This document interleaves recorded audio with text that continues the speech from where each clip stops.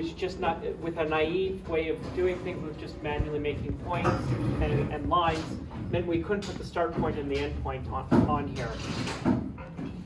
We then looked at the tableau buffer, which is just for a single point, it's just a circle around a point. And using the tableau buffer, we were able to show how the circle can get distorted depending on the latitude and the size of the circle. So if we, if we make the circle small and zoom in around it, so I'm going to use my area grabbing tool and just grab the area around it.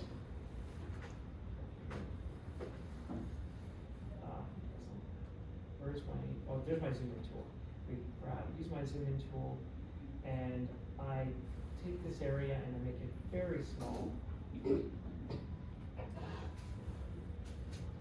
So there's 36 nautical miles, and I can keep zooming in on that. That's a very small area. I can take this. Oops. So if you're zoomed in enough, right, to very small area, to very small regions, and let's see if I can find Rio de Janeiro, Sao Paulo. Where is it? I think is it up here? So if we move our latitude upwards and move our longitude over, I think. Where did it go? I'll have to zoom out. Oh, there it is. That point on the screen. Yes. The important part is that a buffer will appear around a point as just a circle if you have a small enough area, right? If you're zoomed in to say a latitude of longitude of minus 51. Let's zoom out. And we go to a latitude of plus 51, which is Calgary's latitude. Minus 50, plus 51. Because we know where that is, we're just zooming into Calgary. There we go, plus 51, and we'll go to longitude of,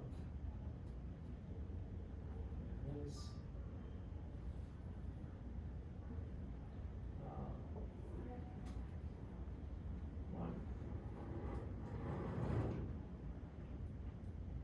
There we go. I'm going to zoom into that again and move this over a little bit. And now that's sitting right over top of Calgary, so I can zoom in. And we'll see the map of Calgary show up. There's Calgary, right? So if I can take bearing distance, that's 6 nautical miles. I can manually turn this into a manual type in. So I'm just going to enter 1 nautical mile. Let's see, enter. That's 2 nautical miles, and you can see 2 nautical miles covers most of the area of Calgary. So when we're zoomed in to a small enough area, we do get circles. The distortion happens when we zoom out. Now, what we did is we used that fact to use the buffer to create what a nighttime map of the world by setting a latitude and a longitude, and then using a buffer that was 1/4 of the circumference of the Earth. So I'm going to just display this parameter control. I can't change its value. It's a fixed value. But using that 1/4 of the circumference of the Earth and the buffer, we can create a map that illustrates the time of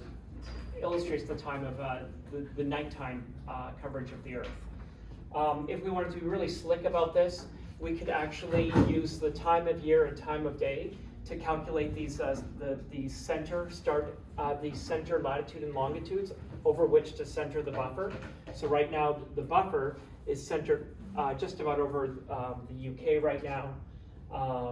And we could set that so that it could be set off at the time of day and through a calculation. I might post up that calculation. What was quarter circle? What's that? What was quarter circle? That's the number of nautical miles to go 1/4 of the way around the world at the equator. So if we draw the Earth and we have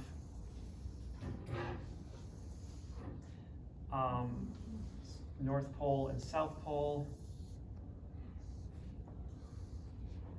the quarter circumference, oops, I'll do this as a square, is this distance here. Starting here, going all the way to there. That's 1/4 of this, that's 5,400 nautical miles. So this distance is 5,400 nautical miles.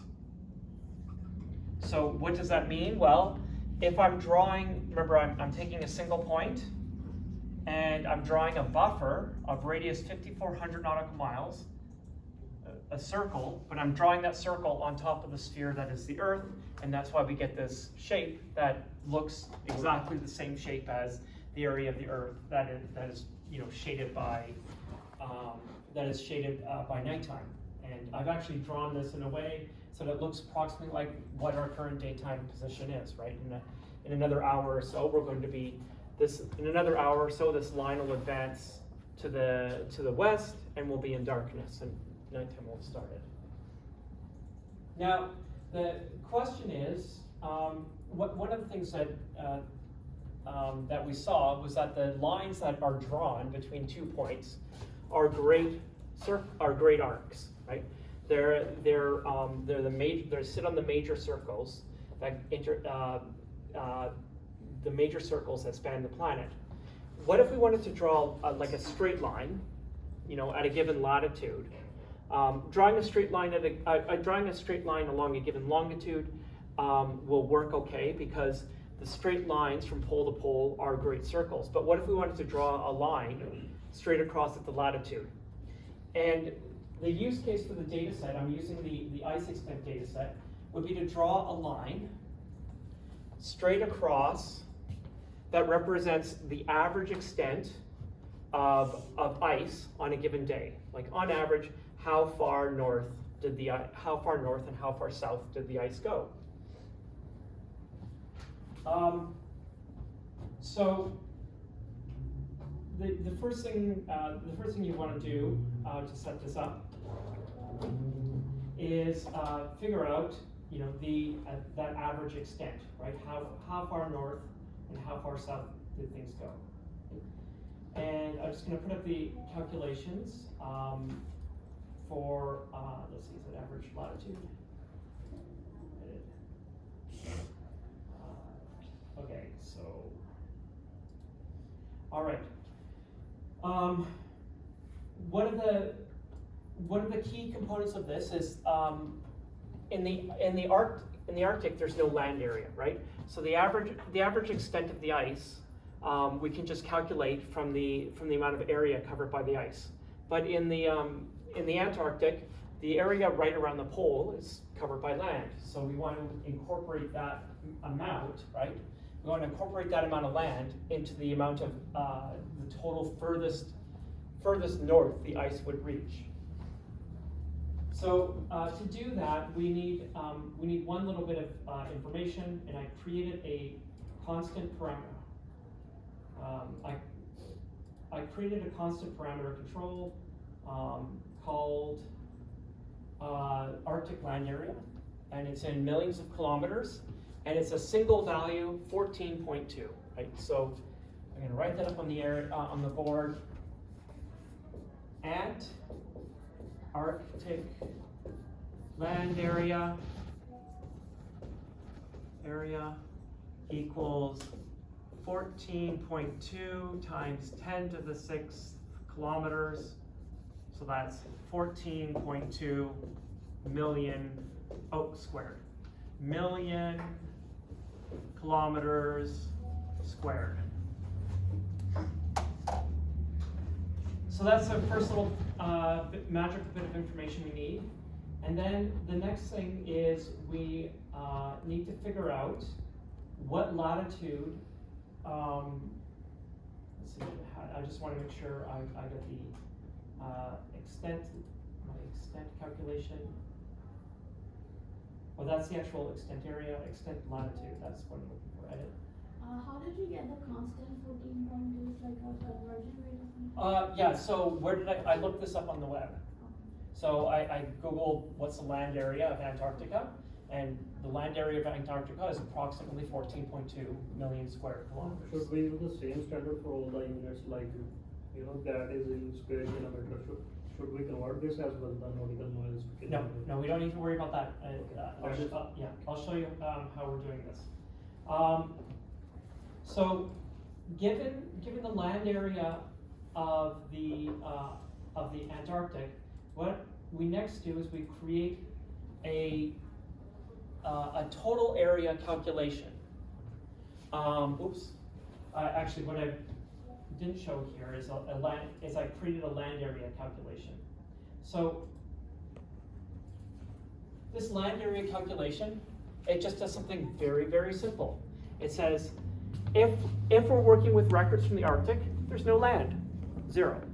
If we're working with records from the Antarctic, then it's 14.2 times 10 to the power 6. That is, it's 14.2 million square kilometers. So this, you notice I've reminded myself that this is in square kilometers, not millions of square kilometers. So the idea of this calculation that I'm working on is I'm going to find a total amount of area of ice. I'm going to find a total amount of area of ice plus land, right? That would be taken up by the base here, and a total amount of area of just ice up here that would be taken up. And I'm going to use that area to find a latitude. I'm just going to use a calculation that I'll post up on the web. So actually, let's first take this. Control C. We're going to data visualization, and I will, because that's our first calculation. All teams, where's data viz? There's data viz. Start post.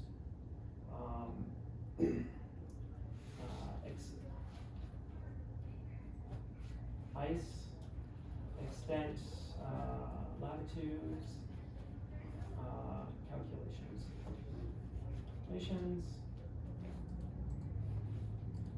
And the first little bit I'm going to put in is just this. We call it total land area. Total land area in square kilometers. And I will post that. And the next one, and then I'm going to add one more. And this is going to be next calculation. So we've got the total land area. The next thing I did was I just said, well, what's the total area including the ice? Edit this. Control C. And you guys, if you've copied this notebook, you probably already have this already. You probably already have this available. Total area. And this is again in square kilometers. Insert. There we go. Those are both posted up for your notification. So all I did was I took the calculation that I just made, which is land area in square kilometers, and I'm adding to it the extent data. And that's pure data, right? That's actually in our data set. So each day, there's an average extent of ocean covered by ice, and it's in millions of square kilometers, so I'm unpacking that into square kilometers, where I'm taking the extent. And so what I've got is at each pole, I have how much land, and then I have how much ice. And at the North Pole, I just have how much ice, because we don't technically, there's no land area at the pole itself. So I take those two together, and that gives me a total extent. And the last thing I need to do is turn I have to turn area into a latitude, right? And this last calculation is just to turn area into a latitude. I'm gonna say okay, like that. So all I have to do is take that. I'm gonna edit this. No, don't do that. Is this one, extent latitude? Or is it total? I call it total latitude. No. Yeah, it's extent latitude. So don't worry about the maths of this. This is just a method of transforming area into latitude that I used just a little bit of calculus to get to. So I'm going to put this on Teams, and I'm just going to add this. So post those for now. There we go. I'm going to add one more, and I'm going to call it extent latitude. And I'm going to Control V, insert. Make sure I'm just making sure I've got all of them. Yeah. Okay. So this last calculation that you can paste in, all it does is it takes an area, and imagine you've got a balloon and a marker, and you're covering the top of the balloon, right, until you've covered some amount of area with ink. And what you're finding with this calculation is how far down the balloon you colored. That's all it's doing. So it's just this calculation. All it's doing is so we've got this area at the top here that we're saying that is occupied by ice, and then this calculation simply finds the latitude. The reason why we're doing this is because the latitude, remember, in our maps are the horizontal lines, right? The lines that go straight across the map. So I'm just unpacking total area into a latitude. I need to know a little bit about Earth's radius to do it, and I need to use the inverse cosine, the arc cosine function. All right, so I've got those together. So now I want to make a map out of those. I've got an extent latitude, and I've got an extent latitude, right? And so I've got two of them at any given point, one for each pole. And maybe I can just simply draw a line, right? So if I set a start point at like minus 180 and a beginning point at 180, let's try to let's see if we can cheat this and just do this by making an extent line. So I'm going to create a calculated field, and I'm going to call it extent line, and I'm going to use a pair of points. So I'm going to make a line out of a pair of points. I'm going to make a point, and I'm going to make another point. They're both going to have the same latitude. I'm just going to make sure it's latitude first. Yep, it's first number is latitude, second number. So I'm going to use my extent latitude. And then I'm going to say, oh, you know what, maybe I'll do, let's just see what happens when I go from minus 90 to plus 90. And see what that draws for now, just as a test case. So this extent line, okay. Now, what do I need to do?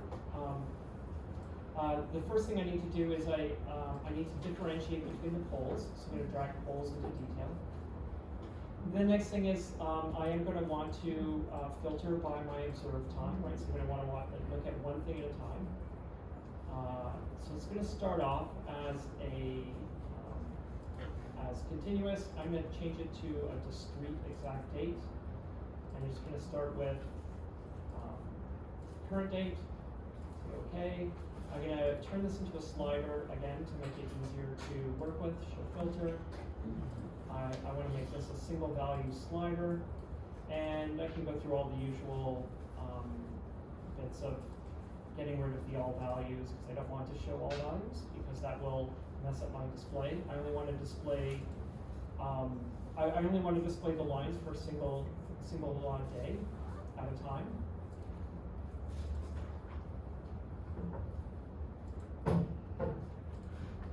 So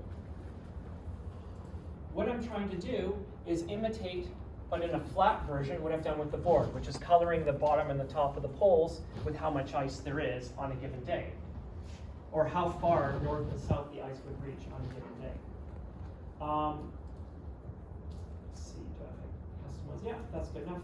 So I've got differentiated by pole. I'm filtering by time, so I can move forward for the current day. Finally, I've got my extent line, and let's see what happens when I drop this on it. Oh, that didn't work out the way it did. I must have calculated the line wrong. Let's check these. So we edit this. Our latitude. Our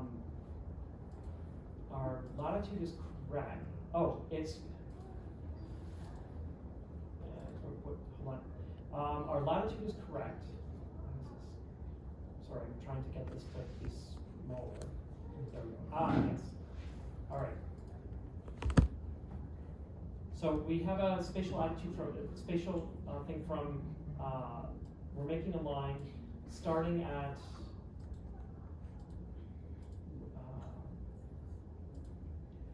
So we're starting at a latitude.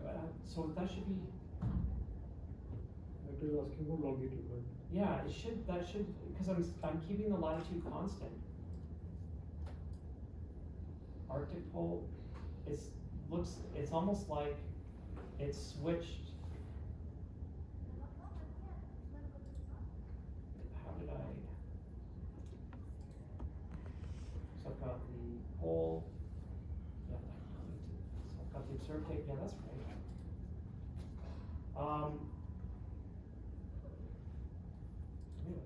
Edit.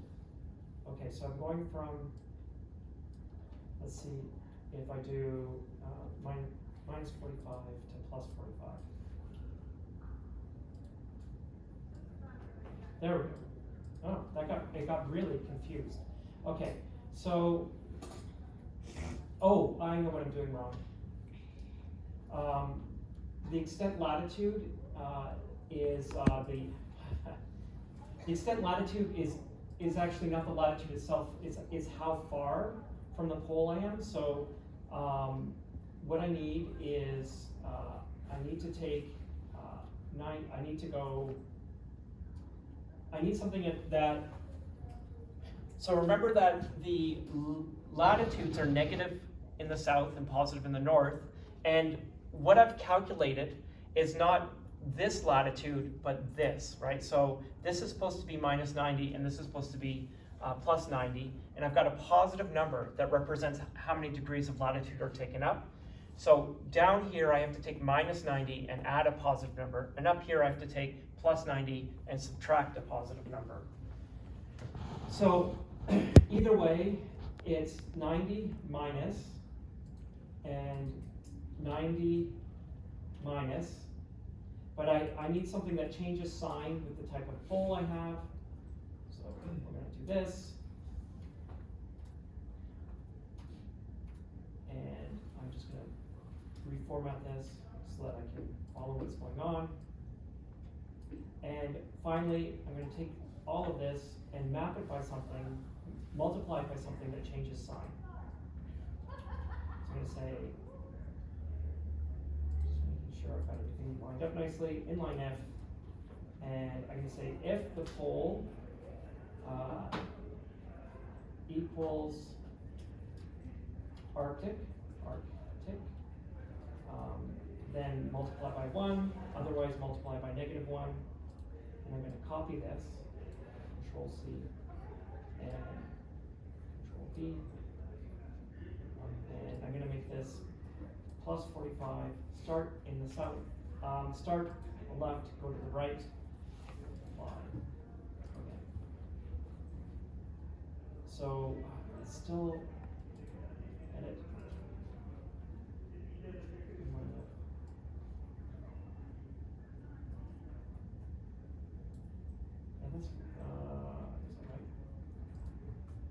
Hold on, the is, where did I go? Got it worked out here, so I need the extent.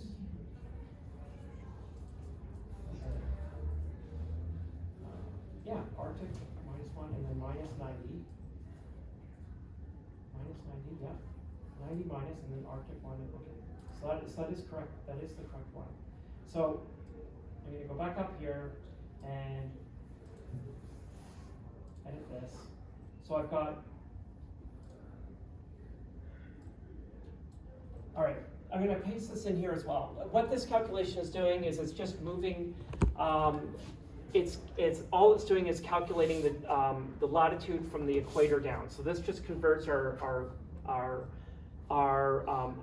this just converts our latitude extent from something going from the north and the south up to going from the equator down. Yeah, that's correct. Why is that not showing properly? I went through all this work actually to fail, unfortunately, on purpose even, which is to show that no matter where we put these start points, I can adjust that to be, from -45 to +45 to some other value. So I can edit this, and I can say -90 to +90, and apply. And if we look at it, it's now going. Oh, it's now trying to go through the pole, right? So that's not helpful.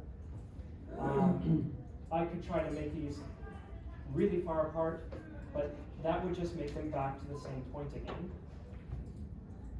In fact, it made them disappear completely. So I could start at 0 and go to 60 degrees, for example, and apply this. And no matter what I do, no matter what choices I make here, I'm not ending up with that horizontal line across the axes. No matter how much I try, I'm not going to end up with that horizontal axis. You can try every combination possible, and I'm just going to not end up with a nice horizontal line. And that's my goal, right? So that's falling apart. And the reason why I showed this failure is because I want to motivate using Tableau's polygons and Tableau's collect line building feature to build arbitrary lines. So what I'm going to do is we're going to add that bearing.csv data set, and I'll load it into Teams again. I'm going to add that into the data sources, and I'm going to use extra data that's not our actual observed data. It's generated data. I'm going to use that data to create lines on my map. So the first thing is, well, what data are we adding? And it's this data set here. It's on Teams. It's called bearing.csv, and you'll want to download it. It's just the post immediately before the one we're working on. And what does bearing.csv contain? It's actually it's a very simple file. I just generated it by hand in a few minutes, in like 30 seconds in Excel. So we'll go into nice extent. I'm going to edit this with Notepad. All this is just pairs of numbers. The second number is the critical one. The second number you can recognize as degrees, right? We're going from minus 180 degrees in positive increments of 1. So we've got 367 records here. In positive increments of 1 all the way up until we have 360 degrees. So it's every degree in the circle. If you look carefully at this, the last two are duplicated, and the first two are duplicated. I've done this on purpose because Tableau's documentation says that if you want to make a polygon, you have to have the start and end equal, which means I need the start point, I need the start and end point to be the same point. So the way I've worked this out is, I've got it'll come closed because I've got the start and end point in there twice.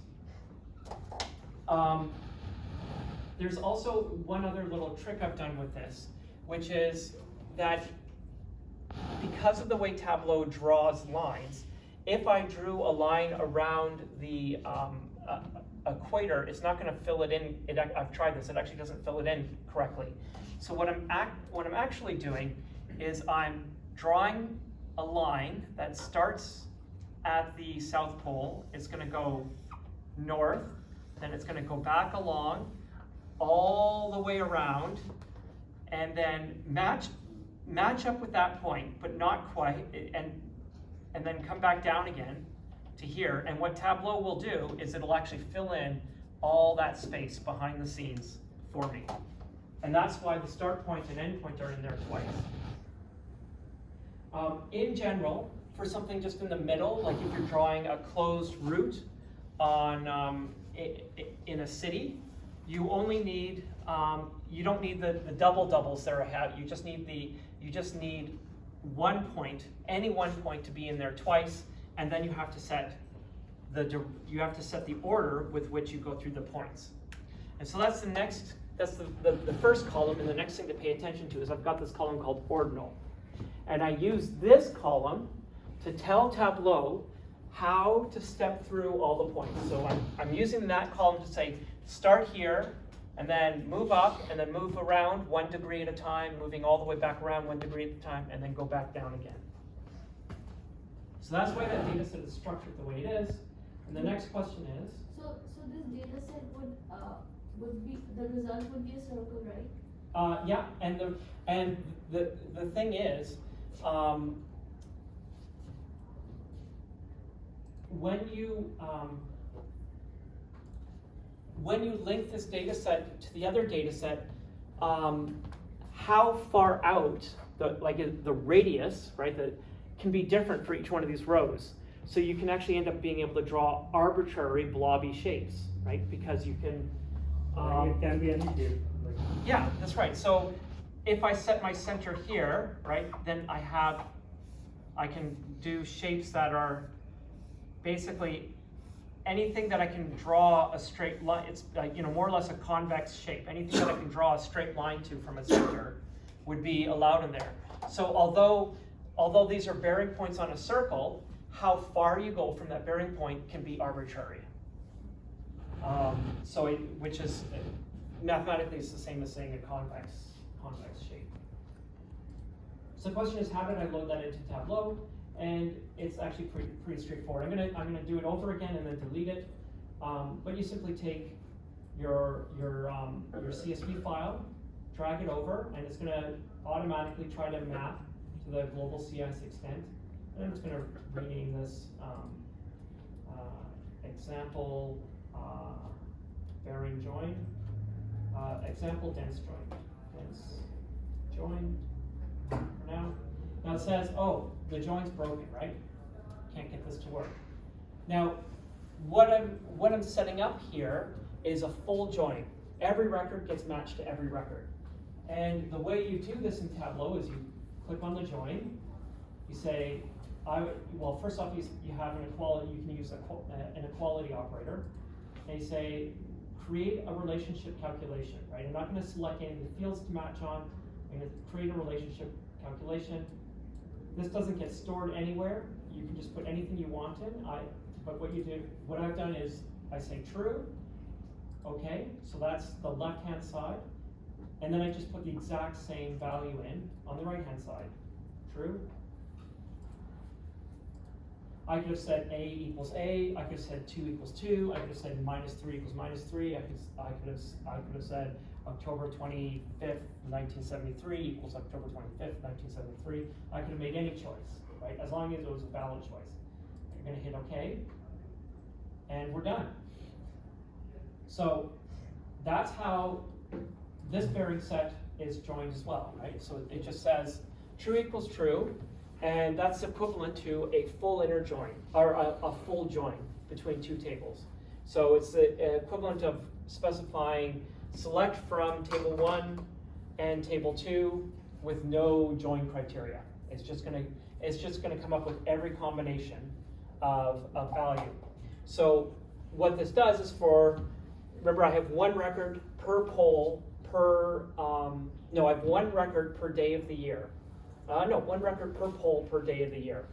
So what it's going to do is for a poll on a given day of the year, I get 367 records, or 362 records, sorry. I have 362 records for every day of the year on every poll. And I use those 362 records to draw a circle. Or I could draw any shape. I could link this to the hurricane data and draw a shape based off of the 4 quadrants of the size of the hurricane. So I'm gonna remove this for now because I only want the one dense data set. And then you can simply save it and we can work with it. So I'm gonna go back here, and most of this work has been for naught. This is not particularly helpful. So I'm gonna take the collect out. We're just going to have a map there. I'm going to take the latitude and longitude generated out for now. So we just have the poles, and we just have the line. So extinct point. So I'm going to create a calculated field called extend perimeters. Extend perimeters will for each bearing, right? So let's take a look at what this bearing file looks like, right? So I can go in and I can drop, for example, this as a dimension and make it discrete. So you can see we've got our bearings in here from minus 180 to plus 180. So it's the directions of a compass, right? So it goes all 360 degrees around. What's interesting though is I can put the observed date in here, and I can make that an exact date, and I can make it, let's cancel that for now. That's probably too much.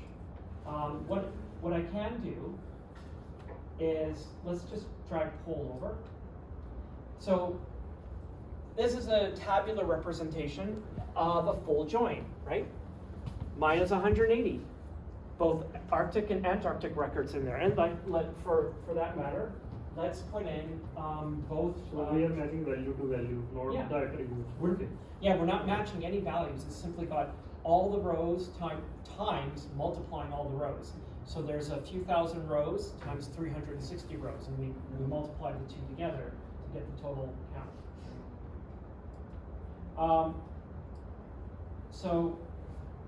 Let's see if I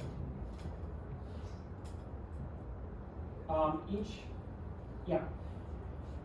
So if I were to put in the record count here, it just says 2 and 1 because of the reason why we've got 2 for 180 and 1 for all the others is, again, back in our source file, I've got 180 and minus 180 in there twice.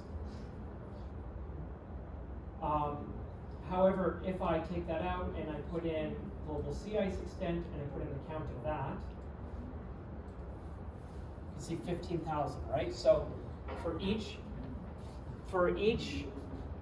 direction, I've replicated, basically I have a full replication of the data set over and over again. In memory, they're stored as two separate things, but they can be iterated through as if they're joined, as if they have a full join. I'm just going to delete this for now. I just wanted to try to illustrate the nature of that full join.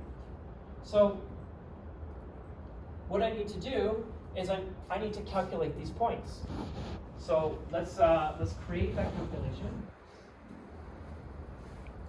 I'm going to create a calculated field. Create calculated field. I'm going to call it extent perimeter.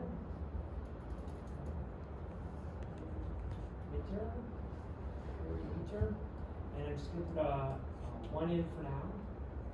Okay, and I'm going to go into my extent point. Yes.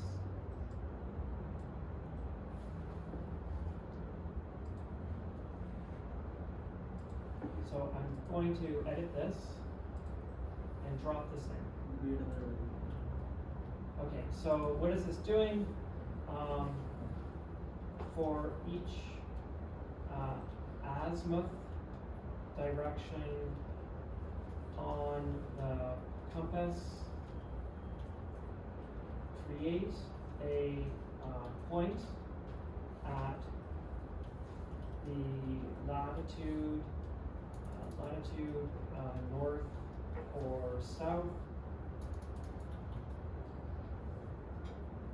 Point at that latitude north or south.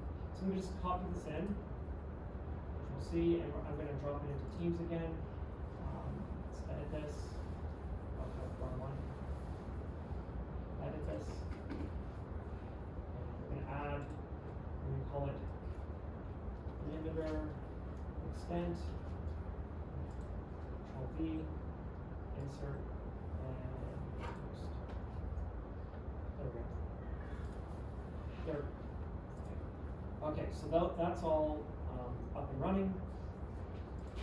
So we've got this calculation. The so I'm going to make this even more explicit here. This is the latitude from the equator to each pole, and this is the longitude. Done. So what I'm doing here is, you notice this comes from our new dense data set, our bearing data set. It's just that degrees on the compass. That's all it is. Right? The longitude is just the degrees on the compass as I go around the circle. The tricky bit was getting the extent, the latitude of extent correct. And so I've taken that extent latitude and I've subtracted it from 90, and I'm putting it in there. And I'm going to say okay. Now here's the here's kind of the Tableau's automation is where did my perimeter latitude go?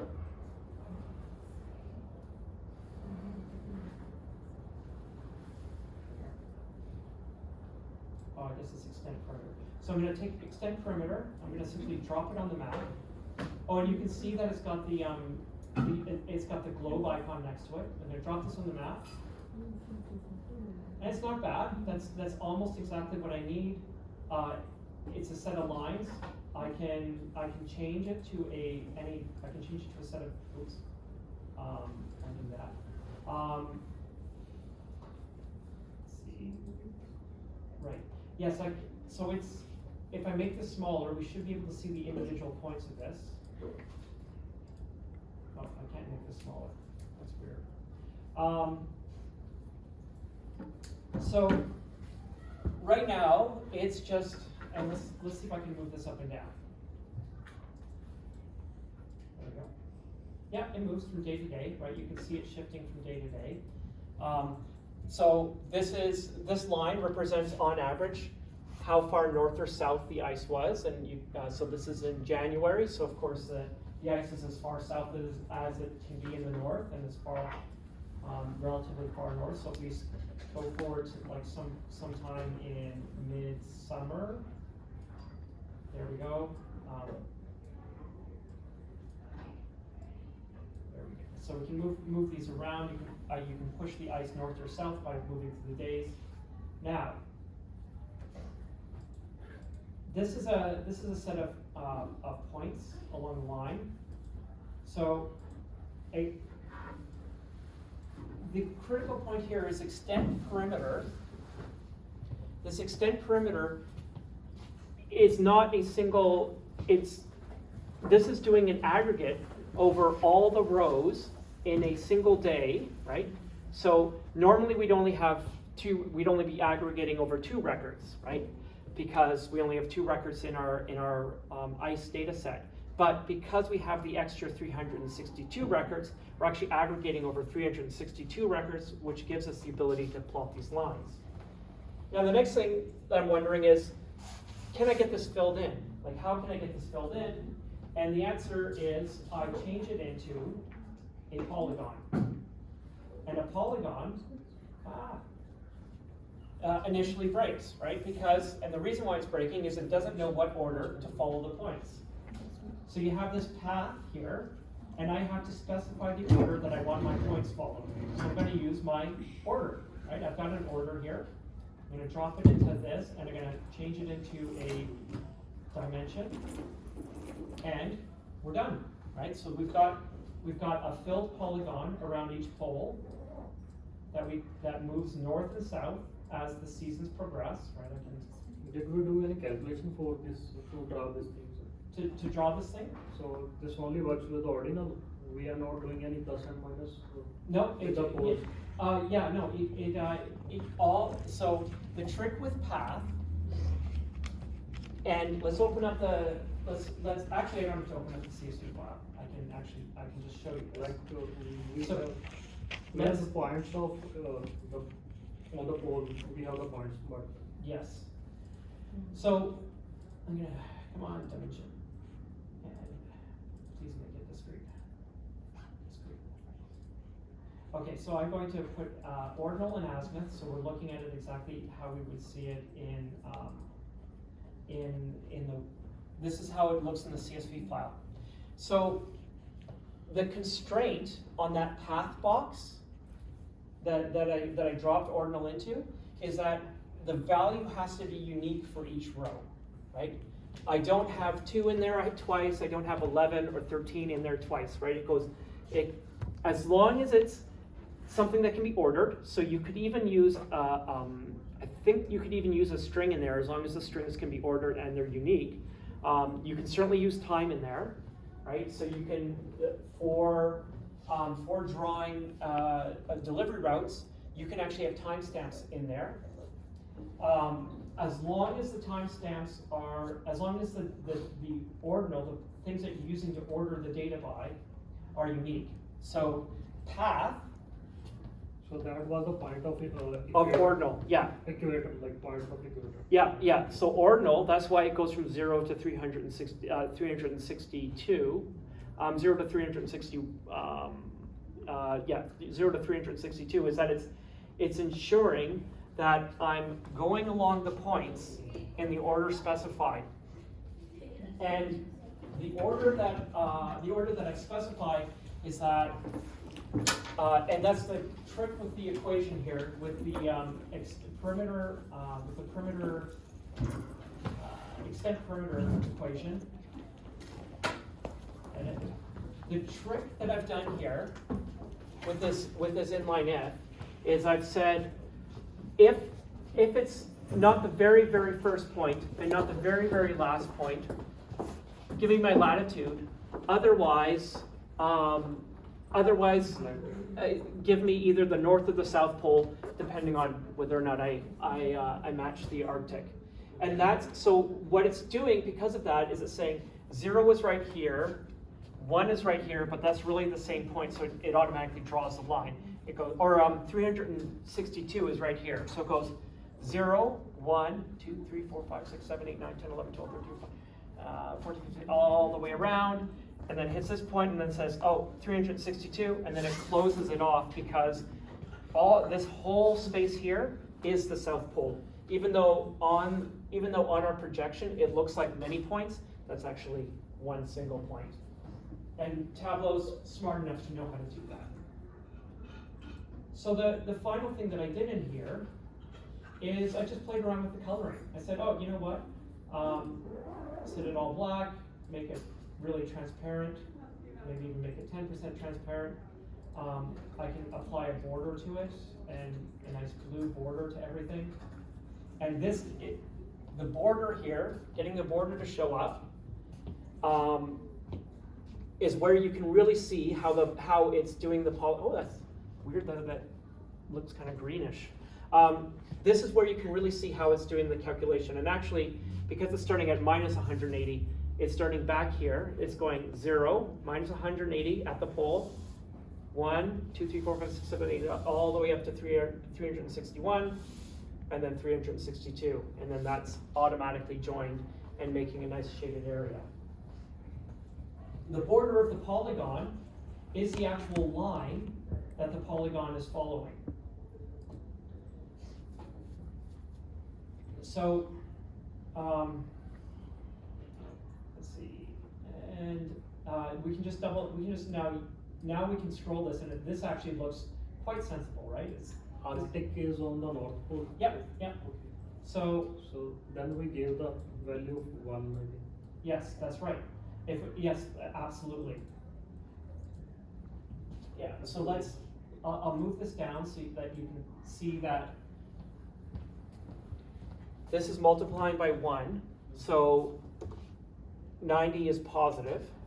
If this were Antarctic, this would multiply by -1, and this would be minus 90, and it would be down at the bottom. Yeah, yeah. Now in this workbook, I also have an illustration of drawing lines. It's really small right now. As I said, the bearing distance is very small. So this unfortunately, it's a complicated bit of formula, so I won't get into the weeds here. The important part is let's make this smaller, and I'm going to zoom in on this. Yeah, I'm going to make this down to, type in, I want to make this just 2 nautical miles.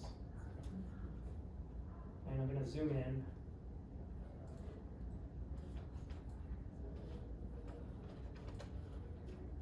All right.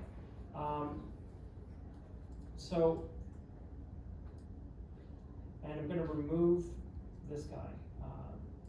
Let's take this away. And take this away. There we go, don't need this. All right. So this this illustration actually uses the same. It's actually only using the bearing data. It's not using any of the Arctic data. And what I've done is let's see if I've got, where'd my border go? Oh, it's not letting me set the border. Make my line thicker. And I'm gonna make it, there we go. So what this has done is, this is just a circle I've drawn using those bearings around at the center at this point. And I can even change this to points so that we can actually see the individual points. And they're hard to see like that, but I can shrink them down to make them fairly small. And if I zoom in again, should be able to see there. Now we can see the individual points, right? So if I highlight over this, and actually let's zoom in again. Keep zooming in. And if I make the size a little bit bigger, there we go. There are individual points. And this is I wanted to use this as just an example of being able to use the dense data set to create arbitrary points, and then to create just a line, but not a polygon. All I would have to do is just change this into a line, and oh, look at that. That's interesting. Oh, yeah, and guess what it's doing? Let's see if I can zoom out. So what it's doing is it doesn't know which path to follow, right? So it's going back and forth, back and forth. So if I drop ordinal in and make it just make it a dimension for now, you can see it's actually, and turn it into points. Look at that. Oops. it actually sorted things out and made those individual points. So the point of these demonstrations was to show that we can use these this data to turn this. We can use dense data and sequences of data to create paths and areas on a oh, I killed that. I think I did. Oops. On a graph. Sorry, I was clicking around too much. Why did that disappear when I changed it to a polygon? Back to map.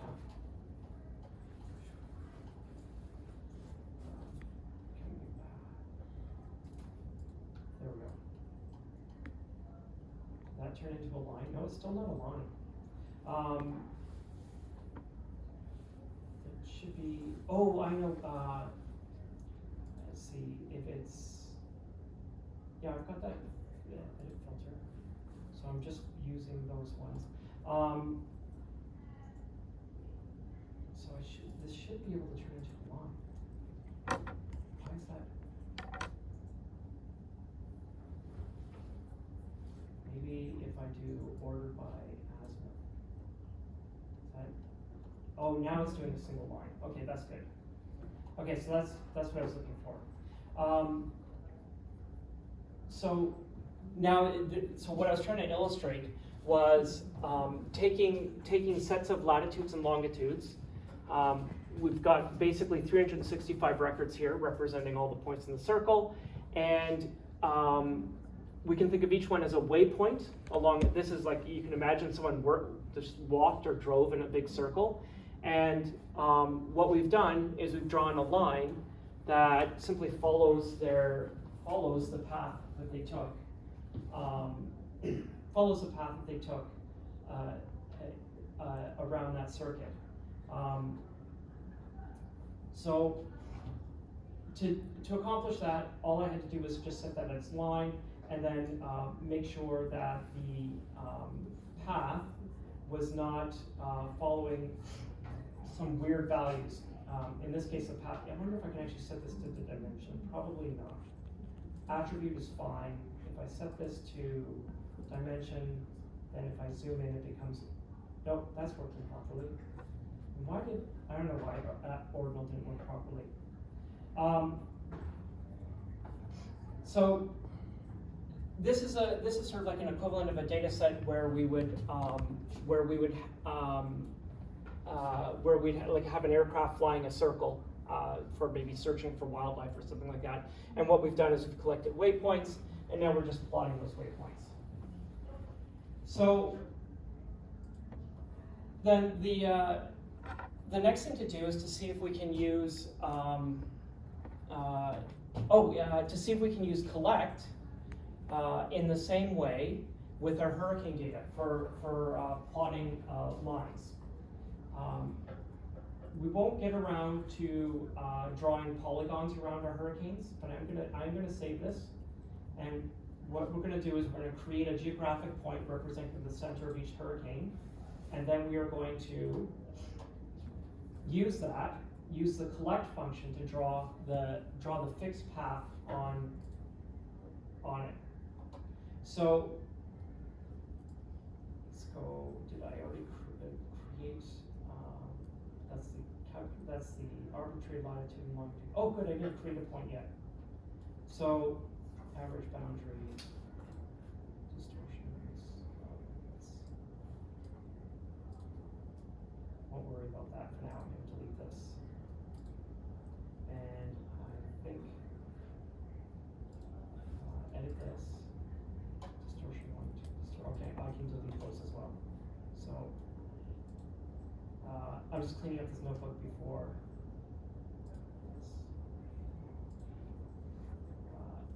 delete this, and finally I'm going to delete these two because I don't need them, and delete. There we go. I just wanted to get rid of things that didn't have to do with hurricanes. So what I'm going to do is I'm going to create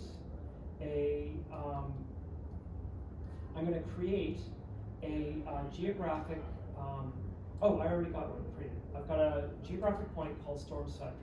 So I'm gonna edit this, and it's really simple, right? It's simply make point, latitude, longitude. That's all it is, right? It's just make the point, latitude, longitude. I'm gonna say, okay, great. And then what I'm gonna do is I need to distinguish by storm identifiers. So I'm gonna put that in as my level of detail. So I've got a whole bunch of storm identifiers. And then we're gonna only look at one season year at a time. So I'm gonna say filters, go through the same process of making this a discrete filter, just taking the current year. Okay, and showing the control and making it a slider for now. I'm not going to edit it. So there we go. All right, so to use collect with the paths of points, it's simply a matter of just taking the storm center and dropping it into the middle. And you can see it's automatically just made it individual points. What we're going to do is we're going to change this into a line. And now what it's doing is it's breaking these up. It's trying to match all the points together, right? So I have to tell it, I have to tell it an order to go by. And this goes back to, remember I said you could use time as an ordering for your path? Well, that's what I'm going to do. I'm going to take the observed time. I'm going to say, I'm going to make it an exact date. And now we've got our storm tracks, just like that, right? So all our, this graphic is equivalent to all our other line graphics, except we're now using Tableau's. We're now using Tableau's native. We're now using Tableau's native geographic feature to collect all the storm points together. So remember, storm center that we've done a collection on, we've got one of those fields, we've got that storm center point for each record in our database. So we've got 40, 50, or what was it, 86,000 records in there. Or was it 56,000 records in there? And we've got that point in there once on each record. So we've got 56,000 points in there. And this is running an aggregate. Excuse me, that's rude. This aggregate the group by of this aggregate is essentially the storm identifier. And then if we're thinking in terms of select, we're saying select, do a collection on our storm center, group by the storm identifier, order by the observed, ordering by the observed date. And what we end up with are these lines illustrating the storm tracks. And again, you can imagine that these lines could represent, they could represent anything: flights of birds, flights of airplanes, sailings of ships. So you can do this in anything where you can do where you can take a latitude and longitude, turn it into a point. You can use this collection to create. You can use this collection technique to create these lines. And the only other thing I was thinking of showing you that is still part of the geographic data is to filter all the landfall records, and to show, because what I want to do is combine the density heat map with the geographic data. And so what we're going to do is we're going to take a look at all the track types, and we're going to filter by them, and we're going to grab all the landfalls, apply, okay, and then we're going to drop the storm center in. So these are all our landfall records. And then finally, the last thing we're going to do is just turn this into a density heat map.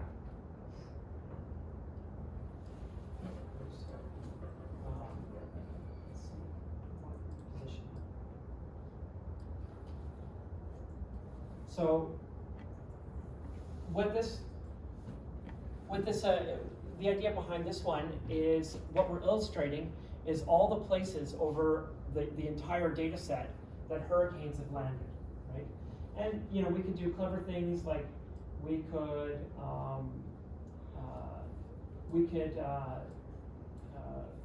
let's say we could set the I don't know if the eye radius is there, but what we could do is set the size and color by the wind speed. So we could set the size by maximum wind speed. Oh, it won't let me set the size that way. So we could of course make this blurrier. We could adjust the color range on this, the intensity levels, set it back and forth. We can set the opacity so that we can see the background debris.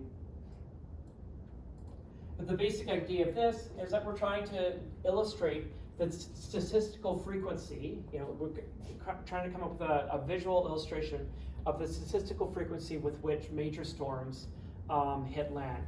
And you know, what it's telling us is, you know, what our experience actually maps to, which is that nexus of Texas and Louisiana tends to get hit a lot.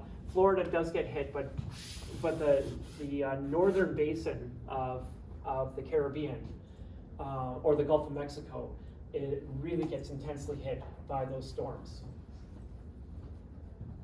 So that, I think I've pretty much flogged the dead horse at this point. I've covered nearly everything that I wanted to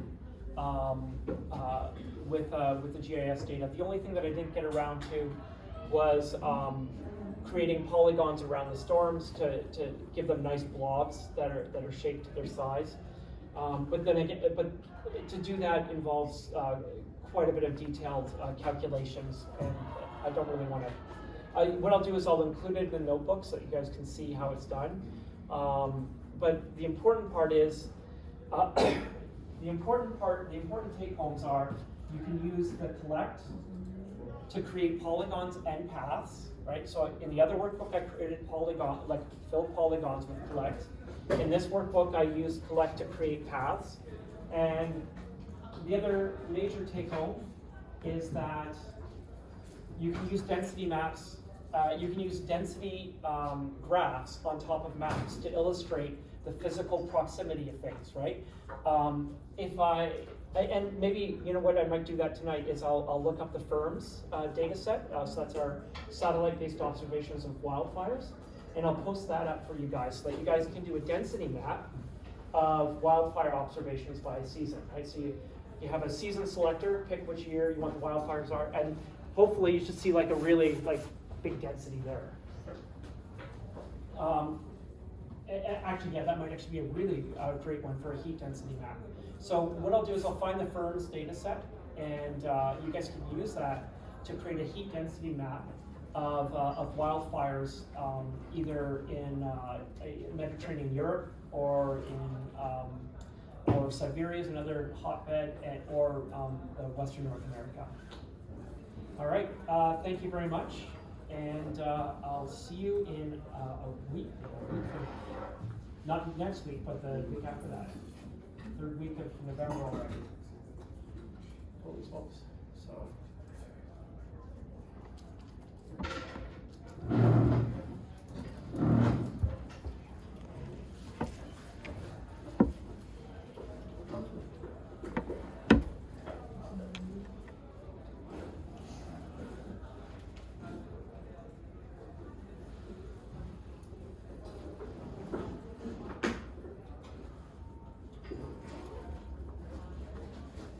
This.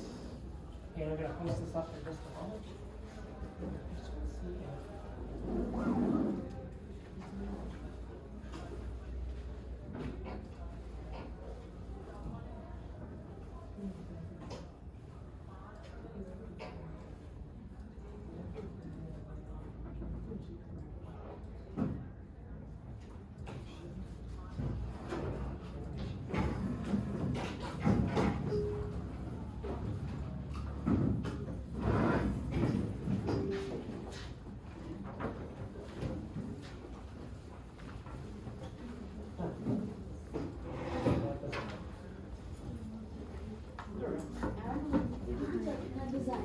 analysis projector shows if I were to send it to your parents and I'm I need a charger. Like Oh, I have so yes. much. Yeah,